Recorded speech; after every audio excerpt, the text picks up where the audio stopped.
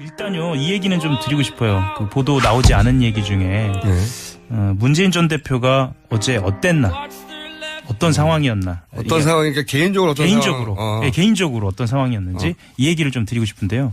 대기실 상황이었어요. 대기실에서 중요하죠, 대기실 상황. 예, 대기실에서 초조하냐 여유있냐 뭐 이런 거. 예, 보통 대기실을 각자 쓰기도 하는데요. 어제 같은 경우에는 본판에 들어가기 전에, 그러니까 투표에 들어가기 전에 각 후보들 진영이 다 모여 있었어요. 모여 있었는데, 자, 이제 준비하시겠습니다 해서 이제 후보들이 다 나가는 순간이었어요. 문재인 전 대표, 문재인 후보가 그 상대편에 있는 한 의원 하나를 불러요. 상대편의 의원, 상대 캠프에. 네, 상대 캠프에 있는 의원을 불러요. 네, 그 불러요? 다급한 순간에. 네. 누구 의원, 좀 살살 합시다. 이렇게 얘기하는 거예요. 누구 의원 좀, 그러니까 후보가 아니라 그쪽에. 의원을 불러요. 아, 그 의원, 늘 마음에 담고 있었던 의원입니까? 마음에 담고 있었다기보다는 본인이 생각하기에 어떤 그 갈등이 격화되는데. 네. 대결이 격화되는데 그 의원의 역할이 있다고 생각한 건가요? 결론부터 말씀드리자면요. 네. 그 분위기가 진짜 좀 살살하자. 이런 분위기가 아니고요. 네. 좀 살살합시다. 아니, 뭐, 물론 농담처럼 그렇죠. 했겠죠.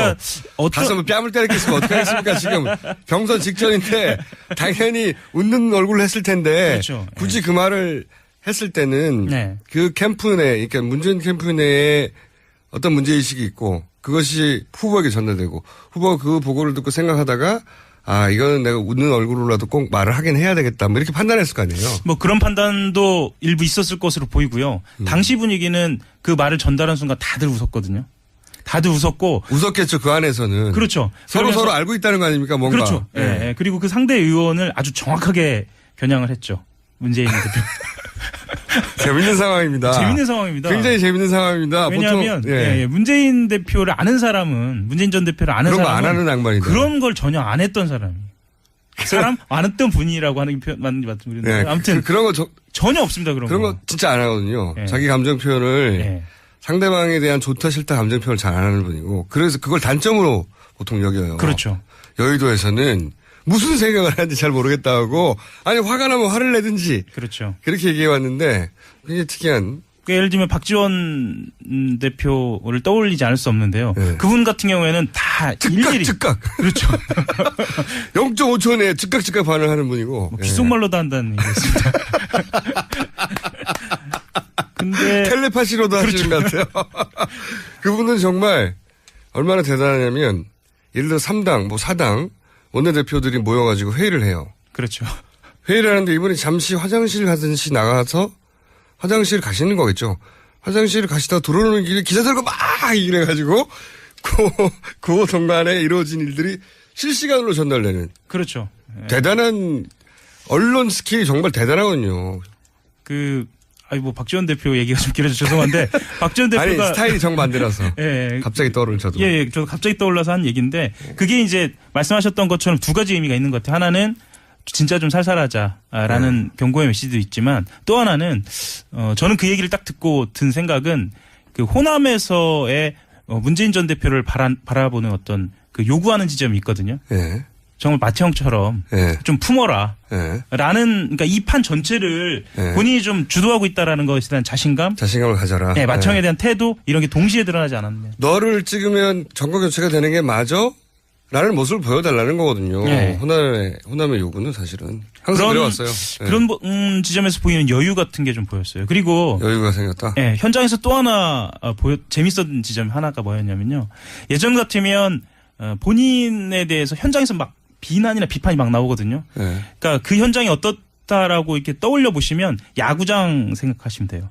야구장에서는 야구장보다 더해요. 더합니다. 원래 그 야구장 가시면 막 그 선수에다 대고 막 이렇게 비판 상대편 홈런 선수 나오면 그렇죠. 막 야유하잖아요. 그거보다 훨씬 더 심합니다. 그거를 원래 이렇게 그 경선이나 이런 현장에서는 상대방을 향해서 던지거든요. 심합니다. 그런데 후벼파는 멘트들을. 그 후보 캠프에 말하자면 지지자 그룹한테 가서 인사를 상당 기간 하는 거예요. 상대편 후보 그룹한테. 그러니까 결과가 나온 뒤에요. 재밌는 풍경이네요. 재밌는 풍경이었습니다. 원래 이런 거를 잘 안 하는 양반인데. 보통 때는 당연하다고 생각하잖아요. 근데 네. 문재인 후보 같은 경우에는 그런 것을 사실 잘 안 하는. 뭐 스킨십이 약하다는 게 이분에 대한 그 여의도의 일반적인 평가였어요. 네. 그런데 단점도 되고 장점도 되는데 어쨌든 대중 정치를 하는데 스킨십이 약하다는 거는 단점이죠. 그러니까 스킨십이 약하다는 표현은 다르게 표현하자면 선긋기를 분명하게 한다는 거거든요. 그렇다면 민정수석이나 비서실장으로는 분명히 정확하고 아주 좋은 태도였는데 사실 그게 부족하다고 했는데 어제 본 태도로 봤을 때는 저는 그 뒷배경을 듣고 깜짝 놀랐습니다. 색다른 반응이에요. 네. 여유가 생겼나 봐요. 뭐 대중 정치인으로서 조금 눈을 뜨나요? 네. 그러면은 다른 후보들의 그 대기실에서의 이거 다른 숫자는 우리가 다 알고. 네, 그렇죠. 대기실에서 다른 후보들의 반응은 어떻습니까? 어제 안희정 캠프부터 말씀드리면 안희정 캠프 같은 경우에는 분위기가 좀 안 좋았습니다. 왜 안 좋았습니까? 그 겉으로 언론에 대고 이야기한 거는 어쨌거나 본인들이 소기의 목적을 달성할 수 있다. 30%를 호남에서 30%가 그렇죠. 1차 목표다. 예. 그리고 과반 저지를 할 수 있다라고 이야기를 결국은 했는데 결국은 과반 저지를 나중에 해서 결승까지 간다. 네, 그거 뭐 2위에 항상 목표죠. 이재명 내부적으로는 2위도 좀 어렵지 않냐. 내부적으로는 2위도 어렵지 않다는 분석은 꽤 있었어요. 네. 그러니까 이 경선 시작하기 전에 왜 그랬냐면 안희정 도지사의 대중 지지율이 훨씬 높긴 하나 네. 이재명 후보에 비해서 시장에 비해서. 근데 이제 민주당 지지층으로만 딱 국한해서 보면 민주당 지지층에서는 이게 역전되는 경우가 많았었거든요. 여론조사상으로. 그래서 전체 순위로는 2위인데 경선에서는 3위 할 위험성이 있다 이런 지적들이 있었죠. 그리고 현장에서 좀 보면 이런 이야기들이 많이 돌았어요. 그 안철수 전 대표가 실제로 경선에서 흥행도 성공하고 네. 지지율도 본인이 생각했던 것보다 더 나오면서 지지율은 그거 정도 나와야 되는데 저는 그렇습니다. 좀 작게 나왔다고 생각하는데 자꾸 지지율이 대박이라는데 네. 안철수 후보의 대중 지지율 그러니까 대선 후보 지지율로 보자면 10% 그러니까 그 전체로 보면 박주선 후보에 비해서는 100% 높은 거고요. 그렇죠. 그냥 숫자만 보자면 그리고 손학규 후보에 비해서도 10배 이상 높기 때문에 지지율로 보면 90%가 나와야 되죠. 근데 왜 그걸 자꾸 압도적이라고 그러는지 전 잘 이해가 안 가요. 객관적 수치상으로 압도적은 아닌데. 박지원 대표가 또 압도적이라고. 박지원 대표의 그 대언론 스킬이 여기서 한번 또 한 번 늘어나는. 다시 한번 주목해줘야. 압도적 아니거든요. 근데 압도적이라고 말하니까 자꾸 압도적인가 보다라고 받아들이게 되는. 네. 아무튼 그러면서 문재인 전 대표, 문재인 후보 쪽으로도 급속하게 결집한다라는 소문이 들어서 조직표가 대규모로 동원됐다라는 그러니까 얘기가 들면서 안철수 후보 쪽에서 압도적으로 나왔으니 압도적이 아닌데 압도적이라는 프레임에 성공한 거라고 치면 그 언론을 참 잘 다뤄요. 그렇죠. 박지원 대표는. 이걸 어떻게 바라보냐에 따라 확 달라지거든요. 60%밖에 안 됐으니 대선이 무너진 건가? 라고 그렇죠. 말할 수도 있는 거고 60%를 넘었으니 압도적이라고 말할 수도 있는 건데 프레임을 잘 잡았습니다. 어쨌든 그러자 문재인 지지자들이 불안해서 나왔다. 뭐 그런 분석들도 나오고 실제로 저는 그건 아닌 것 같은데. 본인들이 생각했던 조직표가 모이지도 않았고 뭐 이런 이야기들이 좀 있었습니다. 자, 그럼 안희정 캠프 쪽에서 분위기가 좀 안 좋았다, 뒤에서는. 이재명 시장 쪽에서는 어떻습니까? 이재명 시장 쪽에서는 내심 본인들이 이의를 하게 바랐겠죠. 그랬죠. 그리고 특히나 그 이삭줍기라고 하는데요. 그 조직표 같은 경우에는 진보적인 성향의 지지 그룹들을 많이 막판에 확보했다라는 이야기가 돌았거든요. 그래서 20% 넘고 2위 간다. 그러면 2, 3위 모두 불만이었겠군요, 어제. 결론에 대해서는. 결론적으로는 그런데요. 실제로 이재명 캠프 같은 경우에는 어쨌거나 19% 그리고 안희정 후보를 거의 따라잡은 것은 성과 아니냐 이런. 대중 지지, 그러니까 대선 후보 지지율 보다 훨씬 적은 격차다 해서 3위는 상대적으로 좀 만족스러웠다. 목표는 본인들이 이해하는 거겠죠, 당연히. 이해하는 게 목표죠. 어쨌거나 수도권이 숫자가 선거인단의 절반이니까요. 수도권에서 이재명 시장이 조금 더 높은 편이죠. 수도권만 따지면. 근데 지금 이 정도 수준의 2위의 다툼 가지고는 역전하기 사실상 어려워졌어요. 어렵다고 봐요. 둘 중에 한 사람은 30% 정도는 갔어야 최소한 역전을 바라볼 수가 있는데 거기에 대해서는 현실 인식이 어떻습니까? 각 캠프에서. 그래도 역전 가능하다는 말은 당연히 하죠. 당연히 하죠. 근데 어느 시점에서는 캠프가 현실적이면은 전략 수정을 해서 확실한 2등을 해서 다 차기에 그 당내 윤상을 바란다든가 뭐 이런 구도들이 있을 수 있잖아요. 그것까지는 아직 안 나왔나요?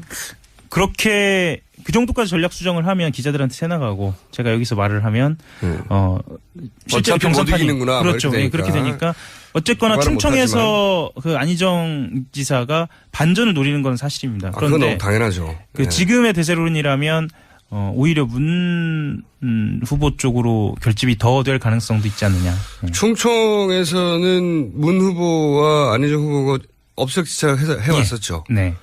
문 후보가 앞설 때도 있고 또 안 후보가 앞설 때도 있는데 이제 그러면 충청을 안 후보 쪽에서는 바라고 예. 그리고 이 후보 쪽 이재명 시장 쪽에서는 이제 수도권에서 역전을 그렇죠. 바라고 예. 양쪽이 부산 경남에서는 두 분 다 버리는 건가요?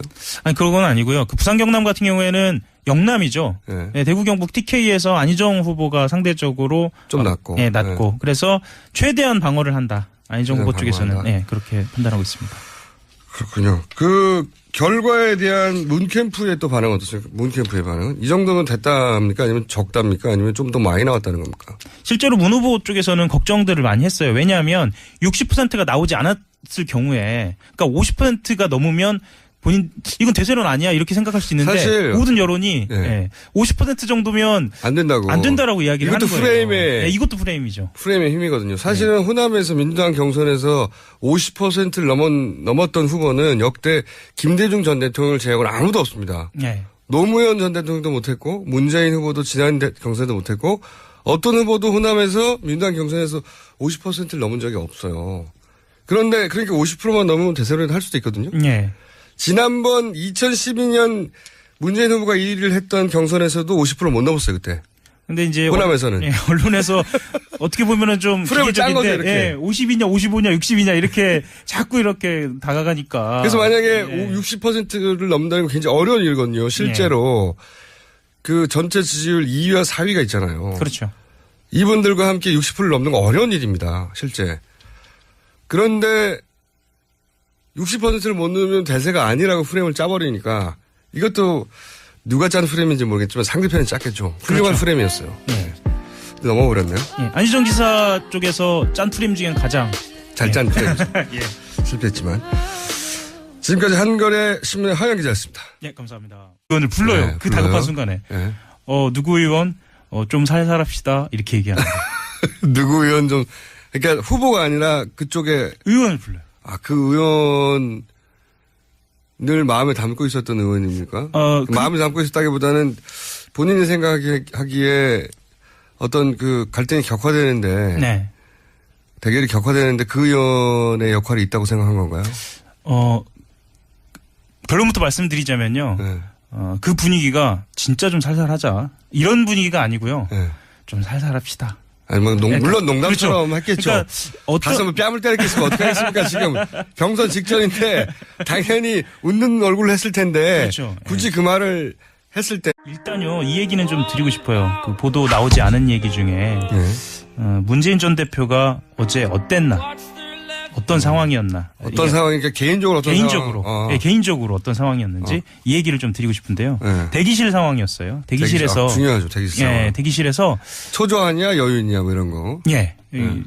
보통 대기실을 각자 쓰기도 하는데요. 어제 같은 경우에는, 본판에 들어가기 전에, 그러니까 투표에 들어가기 전에 각 후보들 진영이 다 모여 있었어요. 모여 있었는데, 자, 이제 준비하시겠습니다 해서 이제 후보들이 다 나가는 순간이었어요. 문재인 전 대표, 문재인 후보가 그 상대편에 있는 한 의원 하나를 불러요. 상대편의 의원, 상대 캠프에. 네, 상대 캠프에 있는 의원. 의원실을 가시다 들어오는 길에 기자 들고 막 이래가지고 그 동간에 이루어진 일들이 실시간으로 전달되는. 그렇죠. 대단한 언론 스킬이 정말 대단하군요.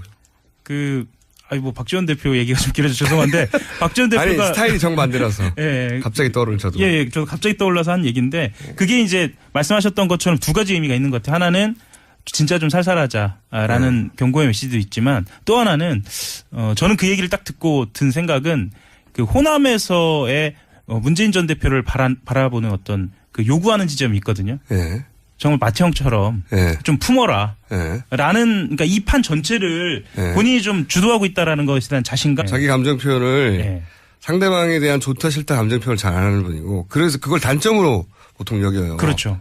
여의도에서는 무슨 생각을 하는지 잘 모르겠다 하고 아니 화가 나면 화를 내든지 그렇죠. 그렇게 얘기해 왔는데 굉장히 특이한. 그러니까 예를 들면 박지원 대표를 떠올리지 않을 수 없는데요. 네. 그분 같은 경우에는 다 일일이 즉각. 그렇죠. 0.5초 내에 즉각 반응하는 분이고. 뭐 귓속말로도 한다는 얘기였습니다. 근데 텔레파시로도 하시는 것 같아요. 그분은 정말 얼마나 대단하냐면 예를 들어 3당, 뭐 4당 원내대표들이 모여가지고 회의를 해요. 그렇죠. 회의를 하는데 이분이 잠시 화장실 가듯이 나가서 화장실 가시는 거겠죠. 화장실은 네. 그 캠프 내, 그러니까 문재인 캠프 내에 어떤 문제의식이 있고 그것이 후보에게 전달되고 후보가 그 보고를 듣고 생각하다가 아, 이거는 내가 웃는 얼굴로라도 꼭 말을 하긴 해야 되겠다. 뭐 이렇게 판단했을 거 아니에요. 뭐 그런 판단도 일부 있었을 것으로 보이고요. 당시 분위기는 그 말을 전달한 순간 다들 웃었거든요. 다들 웃었고. 웃었겠죠. 그 안에서는. 그렇죠. 서로 알고 있다는 거 아닙니까? 뭔가. 그렇죠. 예. 예. 그리고 그 상대 의원을 아주 정확하게 겨냥을 했죠. 문재인 대표.